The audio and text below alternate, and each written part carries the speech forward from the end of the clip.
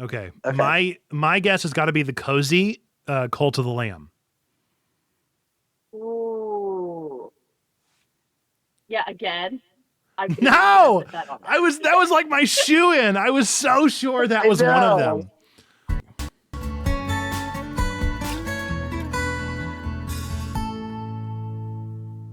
Welcome to Twig, your weekly, geekly, family-friendly news show that tackles everything from the Oregon Trail getting a movie to the new anime Catholic Mascot with some games in between.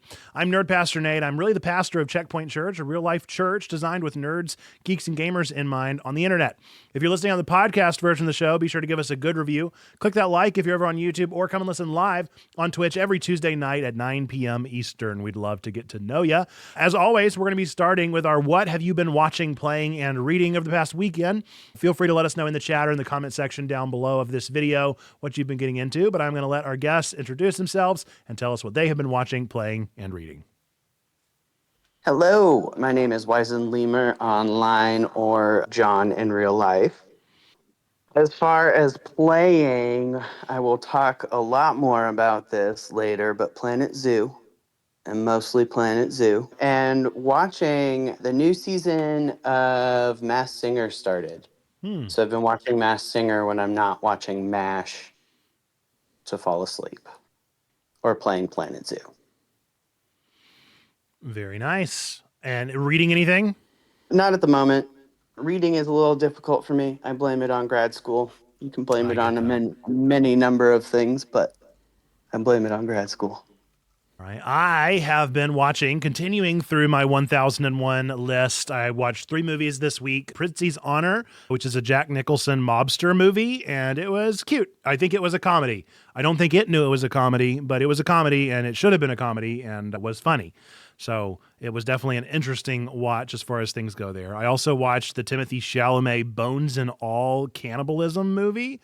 And oh my goodness, what a terrible, terrible film. I don't understand why everyone recommended it. I don't know why it is rated so high. I think it's got to be Chalamet because he's great. He's great in it. Does a great performance. Really, the actors are fine enough.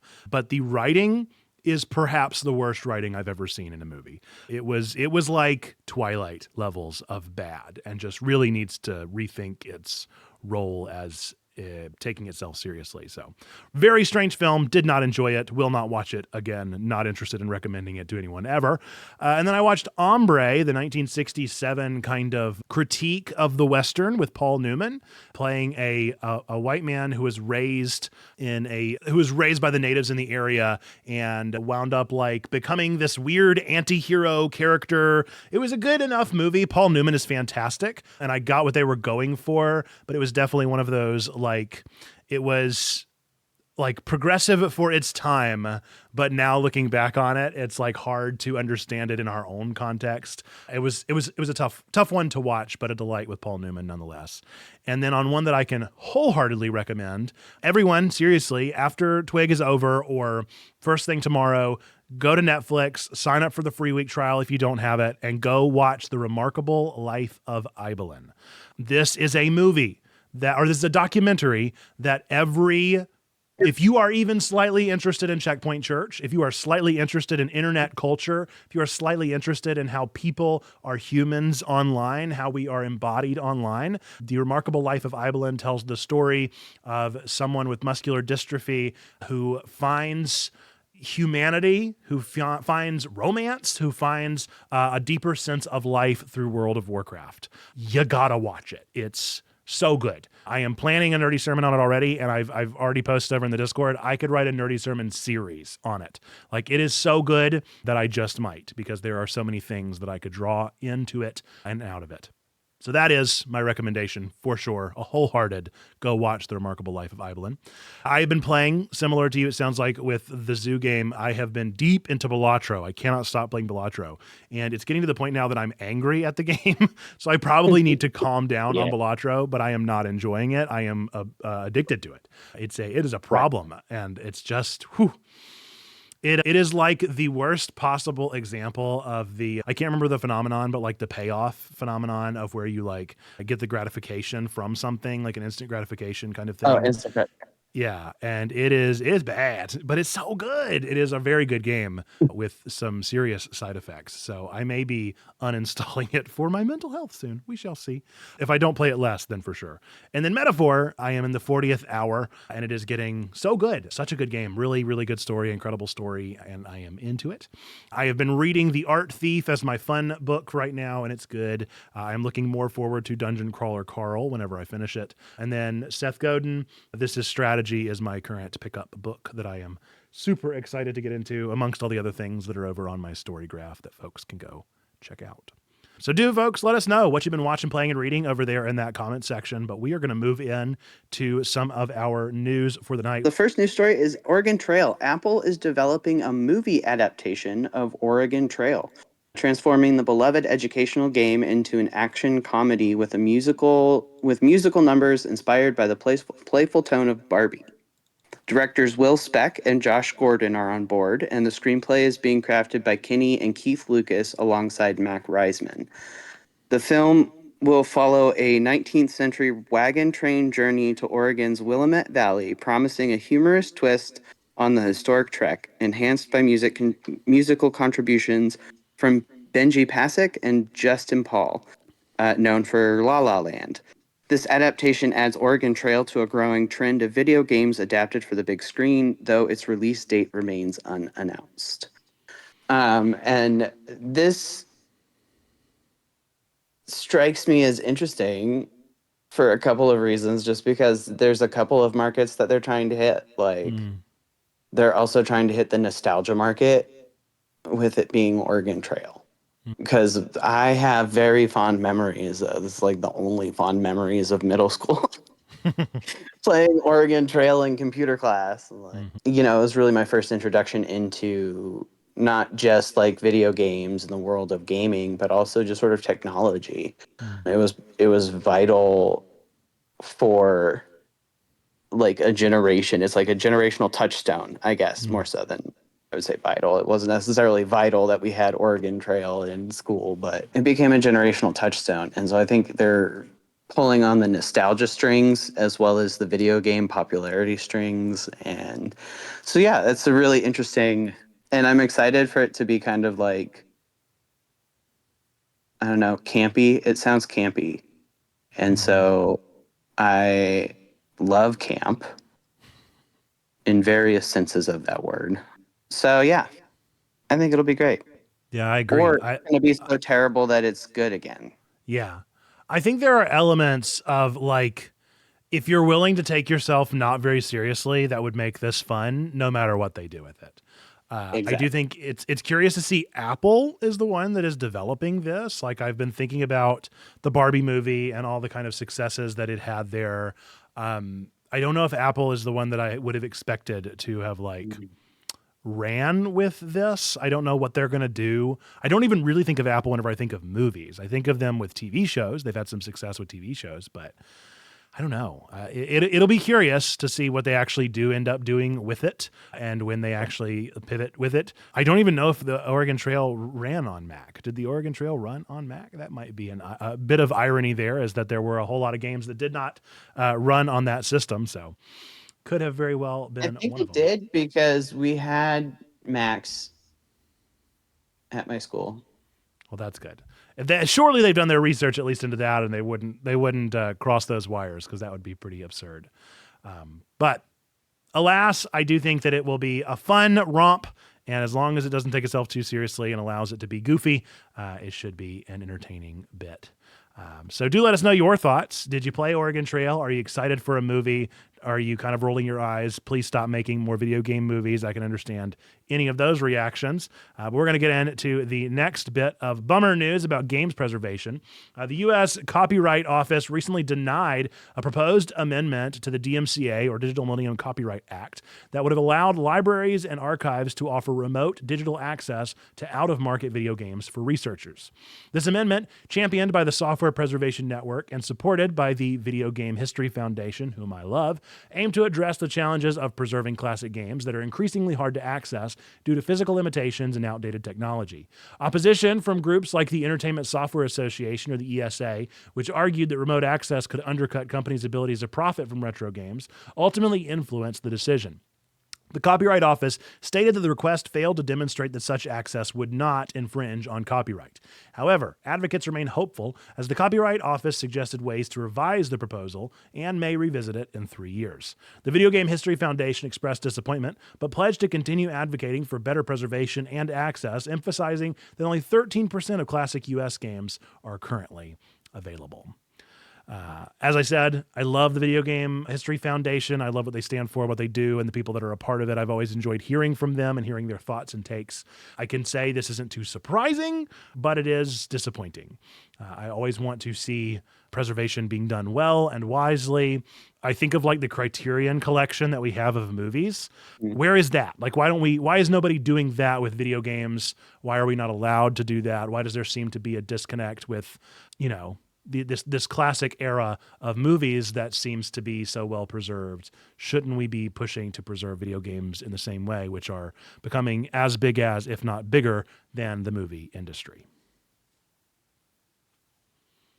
Any thoughts on this one, Wizen? That makes sense. Like not many, because it seems to be above my head, like that's above my pay grade kind of stuff about the video game industry. But yeah, I would just agree.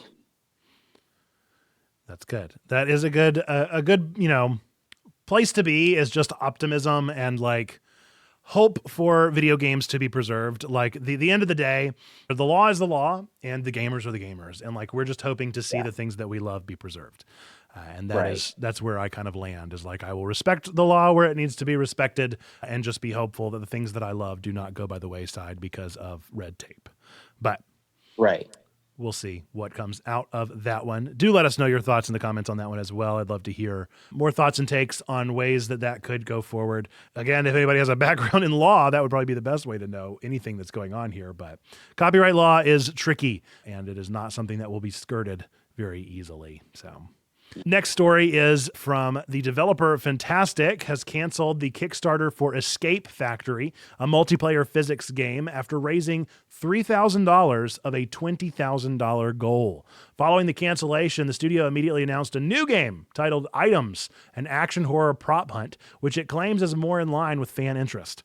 Known for its troubled launch with The Day Before, a game plagued by performance issues, delays, and allegations of misleading marketing, Fntastic has faced significant fan backlash, especially after revelations of unpaid volunteers and similarities between its trailers and other games.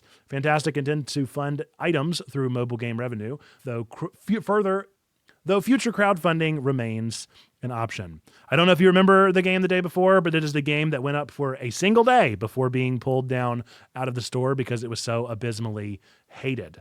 And the fact that this dev team would then turn around and try to do a Kickstarter again for a game they've not really proven would be any better, it's pretty sad to see. Like, I can't tell you the last time I've seen a Kickstarter, especially not from a known developer at this point, which I think that even though this developer is infamous, nonetheless, their name is out there. For them to only raise $3,000 of their $20,000 goal, that's like friends and family at that point. Right. That's people that know them or even their own budget. So this is pretty abysmal.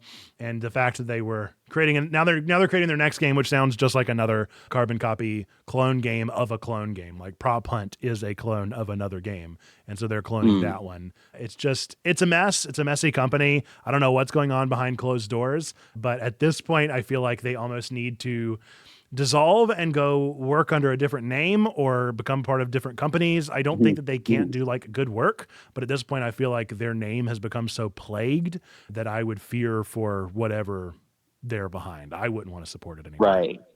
Right.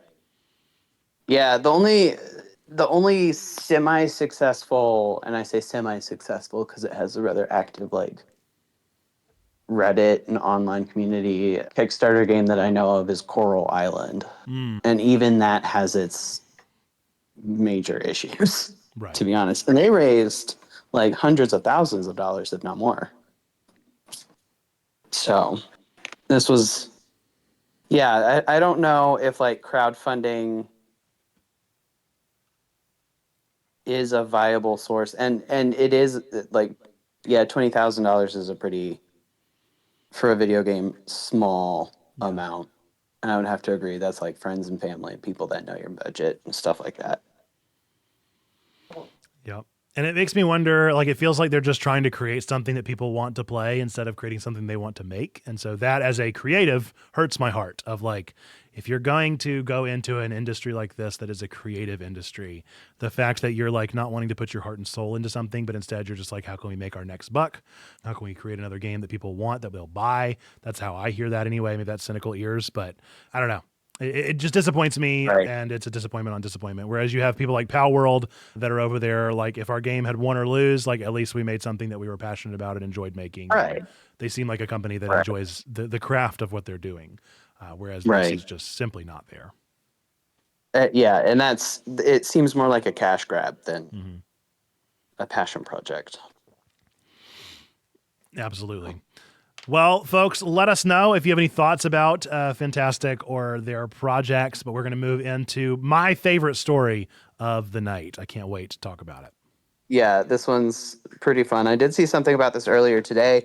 The Vatican has introduced Luce, a cartoon mascot designed by Tokidoki co-founder Simone Legno. Is that how you say it?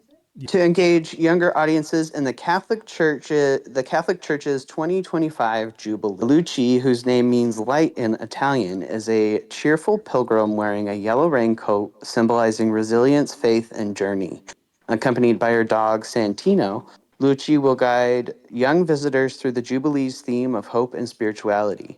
Debuting at Italy's Lucca Comics and Games Convention, Luce will also represent the Vatican at Expo 2025 in Osaka. This marks a historic first as the Vatican brings pop culture into its Jubilee outreach, blending spiritual themes with popular media to resonate with a broader audience. And I love this. Like, I'm It's not so even good. into anime, and I'm like, yes. It's amazing in every way. And I do just want to say to the Pope and to the Vatican, if you're listening to this, hey, you know, stay in your lane, right? Like Checkpoint Church is here. We were here first. We did the popular media and spiritual themes thing. Like, what are you doing? I'm not. How am I supposed to compete with the Vatican? It's not going to work very well for us to now try and. They've taken over overnight, and yeah. All in good fun there. But I do think that it is baffling. It's not something that I had on my 2024, 2025 bingo card. I don't think this would have, I don't understand how this happened. I don't understand how this got approved. I'm in love with it. I'm in love with the fact that it is happening, that it is a thing, that it is so cute. Whatever in the world these characters are doing, I've already seen memes. I've already seen the power of God and anime on my side kind of stuff. Like, it is already so good. And I'm just absolutely loving it. And I That's love that. amazing. I love that they're wanting to reach into popular media. Like, they're realizing that that is a viable mission field of people that want to be heard, that want to be reached out and known. And the fact that the Vatican is seeing that gives me hope for the future of the church, and that maybe they will continue to do good work here and touch base. Hopefully this isn't just a like false olive branch, but instead becomes something really intentional. And it sounds like it is if they're going to be at Expo 2025. They're going to be doing things in Japan and like leaning into the Japanese sides of things. I'll be curious to see if they show up at any Comic-Cons in the States. Like, what are we going to see of this character here and there? Time will tell. I will say, I do think this has to be in some way, shape, or form. I just refuse to believe this isn't somehow connected to MatPat giving the Pope Undertale. It doesn't, there's no way, right? Like, what are the odds? MatPat gives the Pope Undertale. 10 years later, we've got Lucia. What's happening? Right. Got to be a connection. Probably. So. I mean, video games, anime, all those, it's like they're all gateways to the rest. So. Yeah. Well, I am excited to see what comes next out of this character. I did not know that we were in the Jubilee year next year. I don't know, what that marks necessarily in the like Catholics' understanding of it in their Christian calendar. Like, is there a Jubilee overlap? How do they recognize the modern Jubilee, with the Jewish Jubilee and the stuff that we have going on? Like, where does this all pan out? But it is curious to see and exciting to hear from them that they're celebrating it in this particular way. Which Jubilee, of course, right, is a refreshing, and so it is kind of refreshing to have a breath of fresh air in the form of anime and pop culture. Right. Yeah. Good stuff. All right. Well, do let us know your thoughts if you have any thoughts on this character. I will say I can't figure out how it's actually pronounced. I saw a translation online that was Luce, like Lucy. I saw Luce, which is like in my Italian class, we would have said Luce. I don't know. I don't know how you pronounce it, but I have no idea. I'm not Italian. So I just said it very confidently. So Luce. I like it. I think that however it ends up getting pronounced is how it ends up being pronounced, but we will see whenever we hear more official terms and things from it. But we got a lot of cast here. We got a lot of characters, and I just think they look a little bit like Bocchi the Rock-esque, so I'm hopeful that maybe next season of Bocchi the Rock we get some Luce in there, but time will tell. All right, we're going to get into our main segment of the show then, which actually means I'm going to bring in another special guest if they are ready. Trombone, are you still there? We've got a special segment planned for Halloween. It is Halloweek. We are 2 days out from the spookiest night of the year. And so there is a game that I am absolutely obsessed with that gets played all the time over on TikTok, where these guys have a podcast together and they have a blank top 10 list. One of them knows what's on the top 10 list. The other ones do not know. And so the other ones get to guess what is on the top 10 list based off of the words on there. Oh, that'll do. That'll do. All right, so welcome in T-Bone and Stitch. I think that Trombone has found some kind of top 10 list, and Wizened, you and I are going to take turns seeing if we can guess what is on this top 10 list that Trombone has made for us. I don't know how this is going to go. This could be a real mess. I have no idea what's happening. So Yep. There's no telling. I have no idea how this works. Cool. Definitely going to be a mess. I can confirm that. So, trusting from my background, I went through some of the lists that Nate posted on Backlog. Be like, hey, these are like Halloweeny spooky games.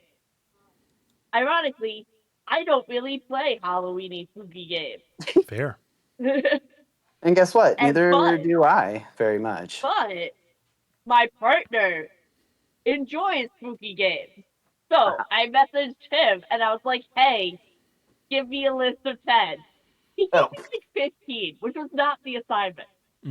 We have a combination of games that I'm like, oh, this would be cool to play. That's like very Halloween coded.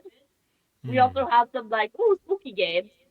One or two that I have played. And so basically, I'm going to let you know, like, if you get an honorable mention or not for it. For like, yeah, this was one that I thought of, but didn't make like the top 10. I'll let you know. But I do have a top 10. It's just not a specific order. And it's not necessarily that I would play, but something that I would enjoy watching as well. So it's a combination of that. Okay. Just spooky games. Yeah. Okay. Spooky vibes. Spooky vibes. Okay. I'm very worried because I feel like everybody's got different levels of spooky. And I'm thinking of horror games. Spooky? Is it spoopy? Is it straight up horror? Right. Also, sorry, Go ahead. There's a combination throughout. Okay. So my first thought is Last of Us. I'm going to not put that on there. That's an honorable mention. That's one that I should have put on as like in the list. Because I could definitely see myself doing that, and I have enjoyed the watches of that. Okay. My guess has got to be the cozy Cult of the Lamb. Ooh. Yeah, again.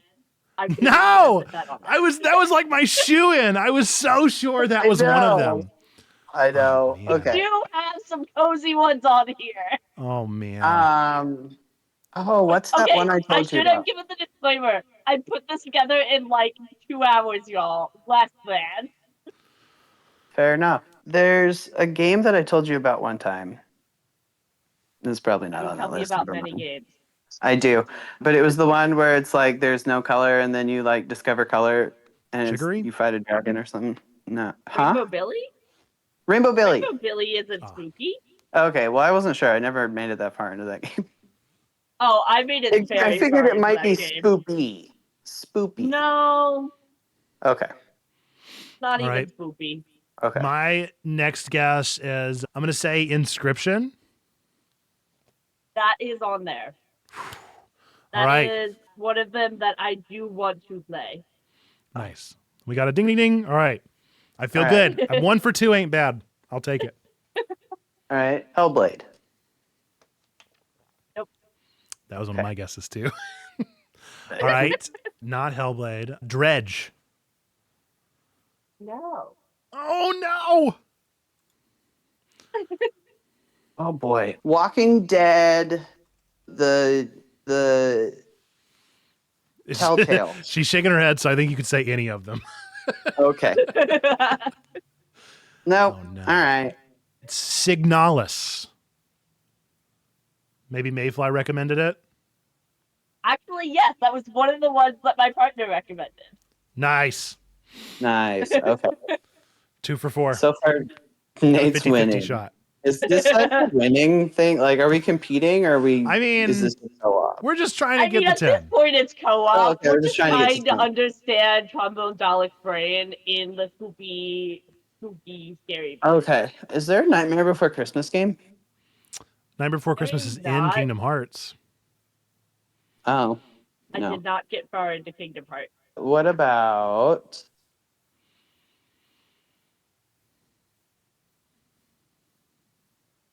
Like?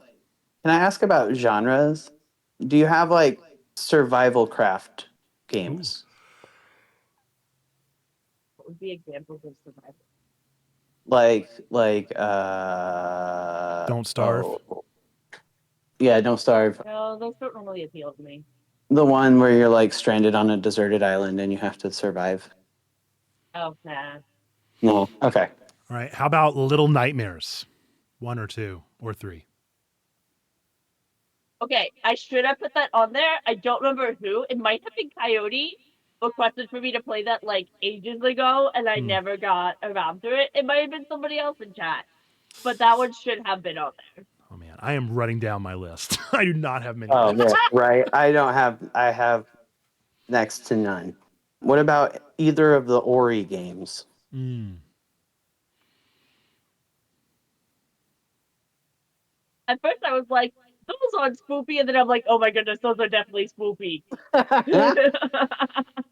So I I'll just, take that as a no. had sectioned them out of my brain because I had gotten stuck and I had not been able to progress, so I just carved it out of my brain. Yeah, that's fair. All right. How about any of the Alan Wake games? 1 or 2. Yeah. Nice. I'm trying to think if there's any like good hints I can give for any of them. Ooh, Dead Island. No. I don't All even know right. that one. What about it's kind of in the same vibe as some of the like simulator games? What about like Mortuary Assistant? Mm. No, but I could see myself playing that. I didn't know that was a thing, and now I want to play it. It's a lot How of about fun. It's a good Cemetery Keeper? one. Okay. Same vein, Cemetery Keeper. Now you're just creating games that I want to play. Yeah, Until Dawn, like the movie one. That was a movie? It's like a movie. It's the like mocap with Hayden Panettiere. Never even heard of it. It's a good game. I think you would enjoy it. It's a good vibe.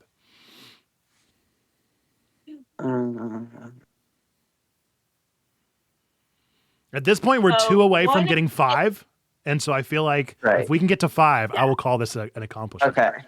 That's What what I'm going about- to say. So, one of the games at least, I know another member of this community who may or may not be in chat because I haven't looked at chat recently, has played and greatly enjoyed. Baldur's Gate 3? Now, Oh, dang it. It's not I mean, this I one. had like a 50-50 shot on that one. You're not wrong. so Nate is probably going to kick himself when he finds out which one it is. It was not Nate that is the one I'm thinking of. I'm going to do a shot in the dark here with, this isn't the one I think you're trying to hint for, but what about a FNAF? I don't know if you've ever gotten to the Five Nights games. No?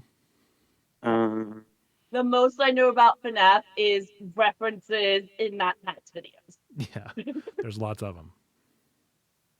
And I haven't even gone through, like, the FNAF lore and game theory yet. Just, like, the references in the other videos. A game that somebody that may or may not be in chat definitely loved. I'm trying to think of let me look at chat. Someone who, like, used to be a regular, and I would consider, like, one of my people. I think this person actually bought the game for me.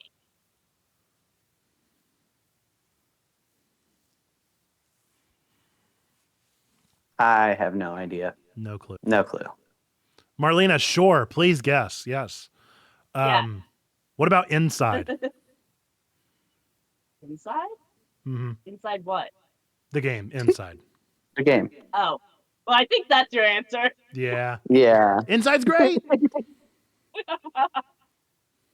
What's that one where you have to be silent? How about Silent Hill? Oh, yeah. That one was on the list that my partner sent me. So that would get honorable mention. Okay. Luigi's Mansion is such a good guess.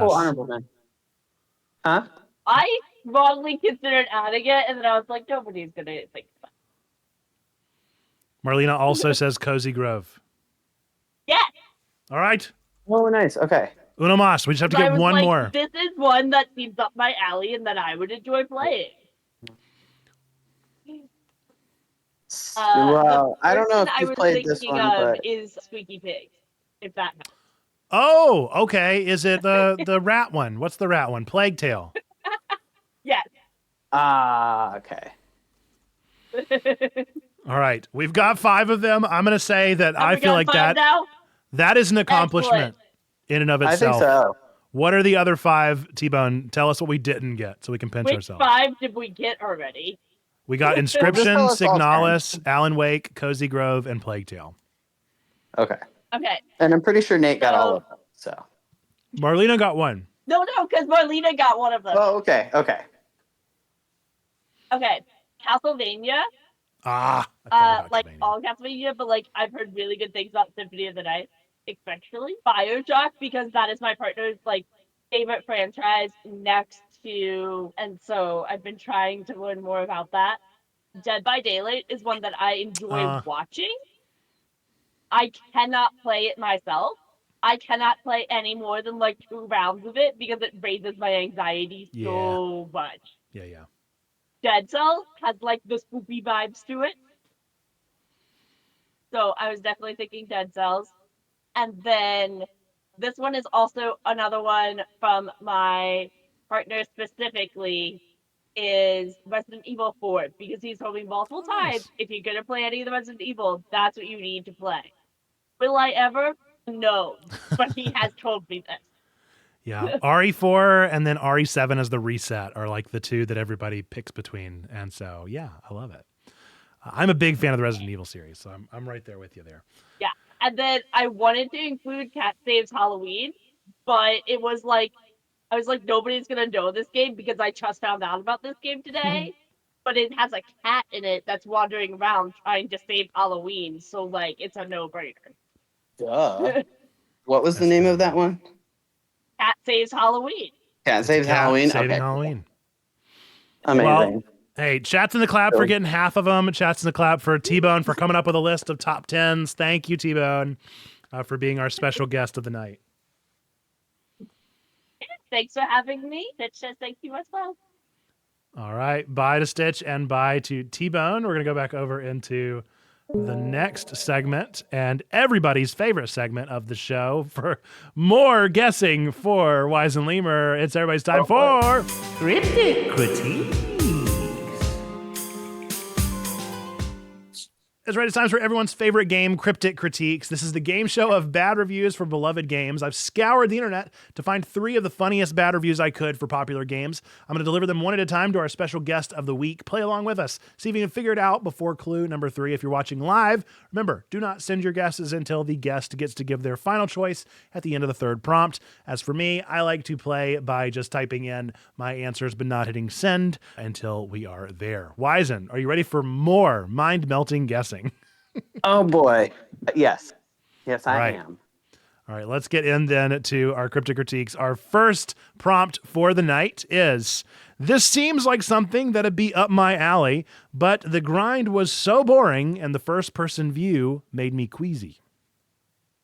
The first person view. Okay, so my dizzy. mind immediately goes to like Firewatch, Okay. but dizzy. You don't really have to go in a lot of circles. I don't know. All right, we'll see Lean if the towards second Firewatch, though. we'll see if the second prompt opens up anything for you. This game made me develop OCD.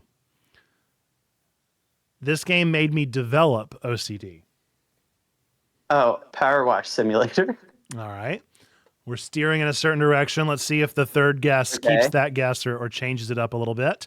The third prompt, and the one that I had to include in here, I think it's going to give it away, but it was just too good not to say. The greatest fantasy of all time, ... owning a house. The greatest fantasy of all time, ... owning a house. The House Flipper? It is indeed House Flipper. You got it. That's Chats and the awesome. clap Wizen. You nailed it. Yeah, no, true. The ultimate fantasy, owning a house. I do like that one. Yeah, I feel like I remembered you playing that one. Yeah, that's fun. House It Flipper was, 2 is out too now, so. It was one that had a lot of bad reviews that were not very funny. So it was tough to find these, but I think that those were pretty good. I do think that it needed some polish. So maybe in the sequel, it got the polish that it needed to make it more of what it could be. I think so. There's a handful of people that say that, like, House Flipper 2 made everything worse in every single conceivable way. And I was like, really? You don't have to flip through like 96 pages of items just to find the one bed. Right. So, I don't know. But yeah, I see that. Well, that is our Cryptic Critique. Do let us know in the chat if you got that one before the third prompt or when you might have figured it out. But I don't think anybody could have quite beaten Wizen to the punch there. You absolutely nailed it. Right as you got that third prompt, you were like, yeah, it's House Flipper. It's House Flipper. It just is. All right, well, now we're going to get into my favorite segment of the show, which is, of course... At this point in nerd history... That's right. It's time for At This Point in Nerd History. Everything that was released on this exact date of October 29th throughout time and space. We got some games, movies, and random facts in there for games in October 29th throughout time and space. 2021, Mario Party Superstars was released worldwide on the Switch. 2019, Harvest Moon Mad Dash, which I included on here purely because of you, Wizen, because I didn't know if you knew this one, but this was their Mario Party for Harvest Moon. I don't think it did very well. Nice. It was a thing that happened. 2018, Red Dead Online launched today.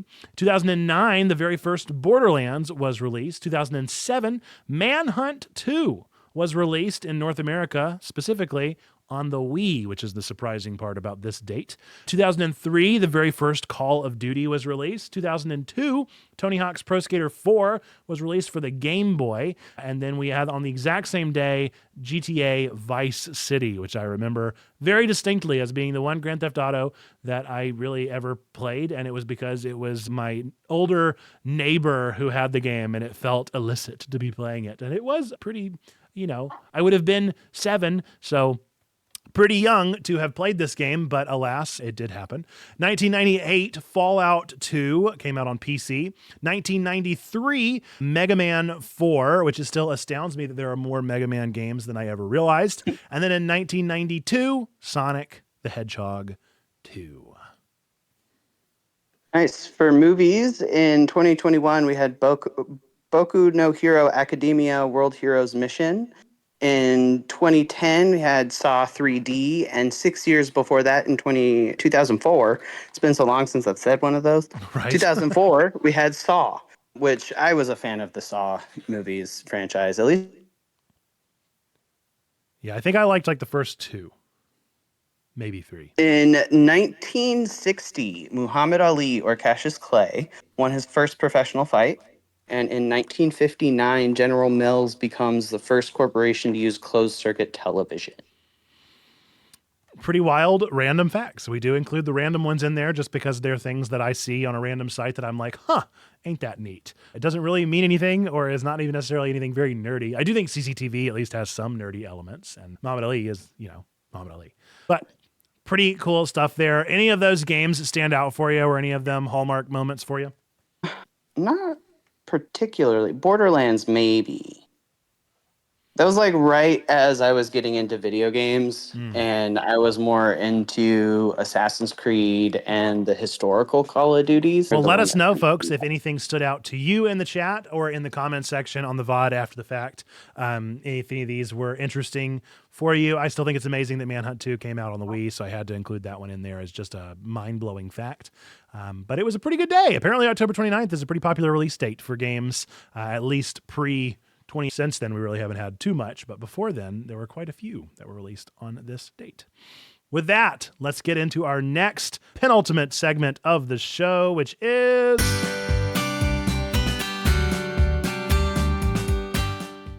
upcoming releases, where we take a look at some things that we're excited about coming out in the next week, or just things that we are in general excited about. I think Wizened is going to geek out for a moment about something that is going on. So what if we go ahead and go through my three, and then we'll have you share with us what's been grabbing your attention, Wizened. Does that sound good? Sounds good, yeah. All right, I'll go through mine relatively quick. So I'm very excited. I mean, literally just like bursting at the seams for tomorrow. Pokemon trading card game Pocket gets released on mobile. I love the Pokemon trading card game. I always have been a big fan. I never did get into live because of the fact that they took forever to release it. And by the time they did release it, I was kind of done with Pokemon trading card game. But now we're getting a new collecting game that I'm jazzed for. So it launches tomorrow. I cannot wait. I will be playing it. I will be looking for friends. So, hey, Discord, let me know if you want to be friends in Pokemon Trading Card Game Pocket, because I think that we can trade cards, and I also think that we can like battle a little bit, and maybe, I don't know. I don't really know anything about it, so I'm excited to learn. And then, of course, today, Life is Strange Double Exposure officially released. We'll be playing it, Lord willing, the creek don't rise, tomorrow morning at 10 a.m. here on the stream, starting our Let's Play of Life is Strange Double Exposure, continuing the epic adventure of Max Caulfield post her Bay or Bay decision at the end of Life is Strange 1. So, spoilers of the very first game, one of my favorite games ever made. And Max Caulfield is back, one of my favorite characters in video games. And Hannah Tell is the voice actor for Max, and she also returned. I don't know who else from the cast has returned. I am so proud of myself. I have not had anything spoiled. I have not watched a single trailer. I have not heard a single song. I don't know anything about Life is Strange Double Exposure, and I am tickled pink about it. Every single reaction will be happening live on stream, and that is a good thing for me. The third thing is a movie coming out this week called Here. It is from Robert Zemeckis, and it is also uniting some of the writers and stars of Forrest Gump, including Tom Hanks. It is an interesting film about following a family through their living room, hence the reason that it's called Here. I don't think it's very good. I think it's a pretty bad movie from how it's already performing.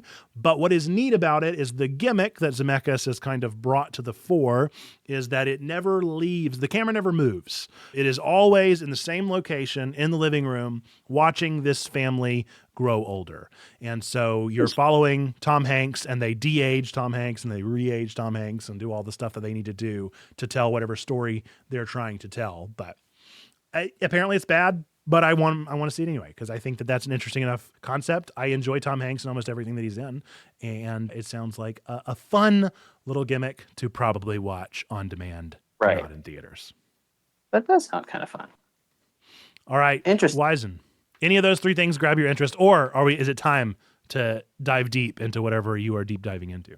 No, the Here actually sounds kind of interesting, kind of sad that it's not a good movie, but I know the concept is kind of interesting. So And it's, take reviews with a grain of salt. Sometimes the reviews are right and sometimes they're wrong. So maybe it's a delight. Right. Who could say? Right. So, yeah. Yeah, so my big hyperfixation of the week is a game that was released on PC in 2019 called Planet Zoo. It was released on console earlier this year I think it said March. And so I finally found it. I finally came across it and immediately got it and all of the expansion packs, as one does. And so it's basically a Zoo Tycoon game, but like incredibly intricate. To the point where you can do terrain painting, and like the snow leopards obviously need snow, and you can paint the terrain snow. But if you don't have like coolers or like air vents for cooling the enclosure, the snow won't stick. It'll just melt and just like disappear when you go out of the editing mode.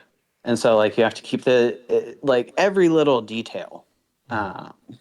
The animals have to be able to hide enough. They have to have enough of the right kind of plants from their biomes and enrichment toys and all this kind of stuff. And it's really kind of cool and really it's stoking the creative flame, I guess you could say. So it's been nice. It's been fun. And the animals are very cute. I don't recommend watching when one of them like passes away of old age. Oh, no. It's simultaneously like super dramatic and entirely underwhelming at the same time. I don't know. Right. I don't know how it can be like so dramatic and yet also like, is that it? Yeah. But yeah, the end game time is sped up really, really fast. So the current career zoo I'm working on, I've got like 23 and 28 in-year game or in-game years or something like that. But I've been working on it for maybe 4 hours or something like that. But yeah, it's really interesting. It's got, and the modes it's got is interesting. I think one of the things that I really like and haven't really delved into yet is the franchise mode, where you can build your own franchise and then trade animals that you breed in your zoo with other players who have bred animals in their zoos.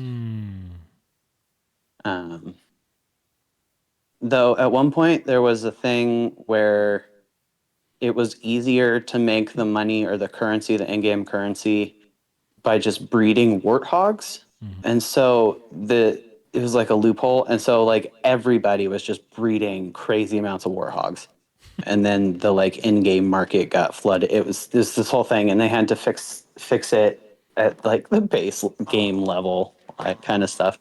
But it's a really fun game, and if you like those kind of management games where it's, I mean, like The Sims or Roller Coaster Tycoon or even Little Zoo Tycoon, and you're like, man, I wish I had like more options, more things to do with these animals, and you can like design your own enclosures and stuff like that.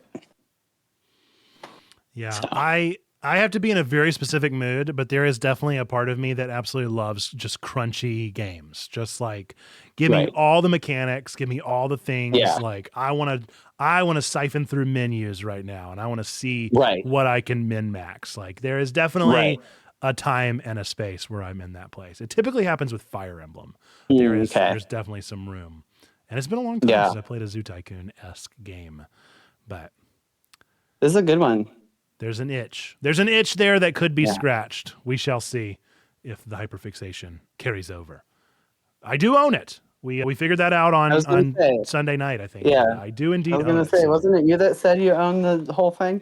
If anybody has been a longtime Humble Bundle subscriber, you probably have it too. So Zando, I don't know if Zando still does the Humble Choice, but I know he was my Humble buddy for a while there, and maybe you have it, Zando, because it was definitely one that I did not know I had, but sure enough, did have, and I guarantee you it's from Humble. Well, very good. Do let us know, folks. What are you excited for that might be coming out in the next week? I think this is going to be a great week in the week of gaming, and it's already been so great with random announcements and Catholic mascots and all sorts of stuff, so I can't wait to see what else is in store. But What is not in store is any more Twig. We are in the final aspect. We're going to do our final segment here, which is, of course,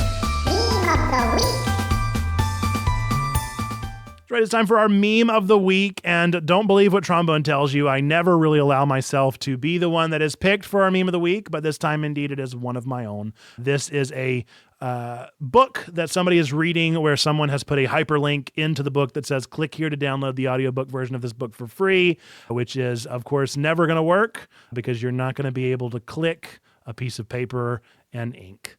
It's a good joke. It's a dad joke. It's a level of like, can't believe somebody had the lack of tech literacy to put that in a book, but it did get the most reactions.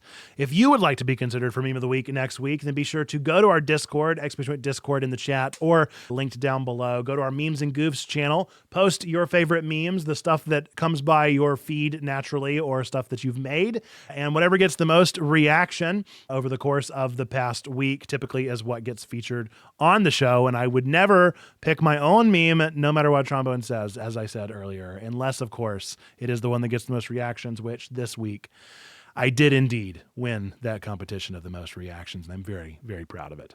So if you'd like to be considered the meme of the week, be sure to use that space, and I look forward to seeing what comes up next week. With that, we're going to get into the close. Go ahead.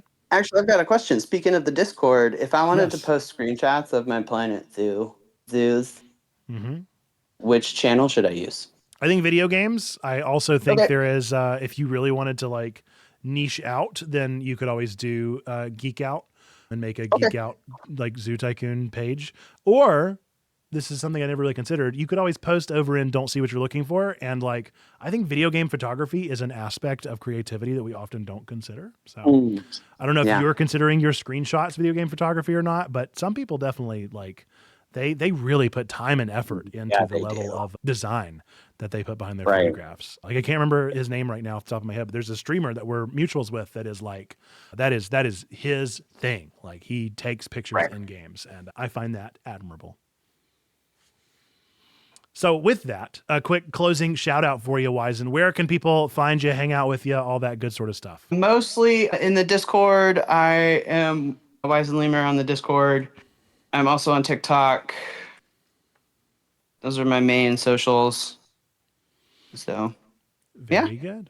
Well, thanks for being here. This has been Twig, folks, your weekly, geekly, family-friendly news show delivered live on twitch.tv/checkpointchurch each and every week, keeping your family connected to the world of nerdy news. If you watched this far, you probably enjoyed this one. So remember to give us a 5-star on your podcast app. Click that like button if you're on YouTube. Recommend this show, folks. Share it around to some of your favorite nerds. We talk about great things. Where would they be without hearing about our Zoo Tycoon experiences? Where would they be without hearing about Catholic anime mascots? You need to share that message.